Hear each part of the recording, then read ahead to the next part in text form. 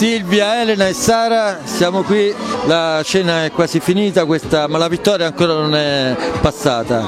Silvia, mi rivolgo a te e a Elena per un motivo particolare. Finalmente il cupello è rientrato nella nostra contrada, ma è rientrato anche un cupello dalle forme e dai colori tradizionali. Sì, è vero, un piatto che rispetta la tradizione, è un premio che ci dà un sacco di soddisfazione anche perché viene da una giuria molto preparata, quindi è una soddisfazione in più per noi, per tutti e tre, per tutta la contrada, dove questo premio mancava veramente da moltissimo tempo. Elena, con i tuoi impegni stai molto tempo fuori, però ogni volta che sei rientrata a Castagnaio con Silvia e Sara ti sei dedicata a questa vittoria. Certo, perché la contrada è una seconda famiglia e a volte diventa anche la prima famiglia.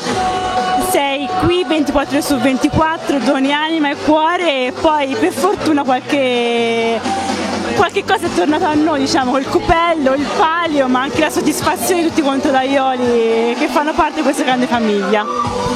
Sara, anche a te sul cupello, poi ti chiederò un'altra cosa, ma secondo te perché Voltaia ha vinto il cupello? Voltaia ha vinto il cupello perché ce lo meritavamo e ce lo siamo meritato, perché c'è stato l'impegno da parte di tutte e tre e da parte di tutte le comparse che si sono vestite. Questo l'abbiamo visto anche dalle schede tecniche che ci hanno alla fine favorito appunto con la vittoria del premio. Quindi sì, ce lo siamo meritato, è per questo. Sara, ti ho vista anche però impegnatissima in questi giorni nell'organizzazione della sala, 1 metro d'eccezione. Sì, diciamo di sì, ho cercato di impegnarmi nel miglior modo possibile, l'ho fatto per la contrada chiaramente e mi ha fatto veramente tanto piacere. Però con Elena avete messo anche del vostro, perché la torta della vittoria con tutte le date del palio, un riconoscimento quindi decennale, trentennale alla contrada, è opera vostra.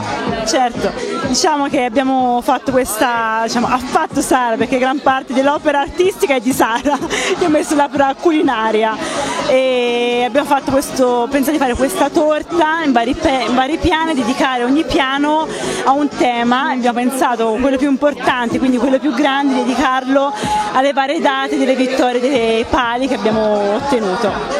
Bene, un ripercorso storico. Silvia, concludo con te, però voglio guardare un pochino al futuro.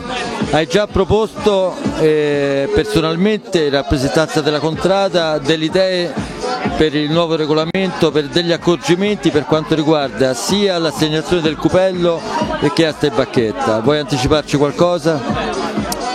Ma sì, diciamo che comunque tutte le comparse siamo sempre molto attente a migliorare la festa e i premi, perché comunque è un lavoro che dura tutto l'anno e nel quale ci impegniamo molto. Diciamo che ancora è tutto molto in fase di lavoro, quindi non anticipiamo tanto. Anticipiamo tanto, però anticipo io, datevi da fare tutte e tre, perché il palio, il cupello, manca l'asta e bacchetta, quindi datevi da fare perché questa contrada lo meritate voi e lo meritano, come ha detto giustamente Sara, tutti i figuranti che in questi anni hanno sfilato, tutti hanno vinto. Sì, assolutamente sì. Ci impegneremo appunto per riportare un altro premio in contrada e questo è il nostro lavoro insieme chiaramente a tutti gli altri responsabili e il prossimo anno lavoreremo anche per questo.